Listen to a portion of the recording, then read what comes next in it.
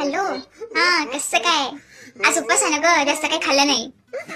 सकाळी फक्त खिचडी खाल्ली, दही खाल्लं, चिप्स खाल्ले, बटाट्याचे वेफर्स खाल्ले, केळी खाल्ली, सफरचंद खाल्लं. आणि आता दुपारसाठी रताळे उकडून ठेवलेच आहे आणि आलू उकडून ठेवलेच आहे. मस्त त्याची खिचडी करून थोडस मिरचीचा ठेचा टाकून खाणार.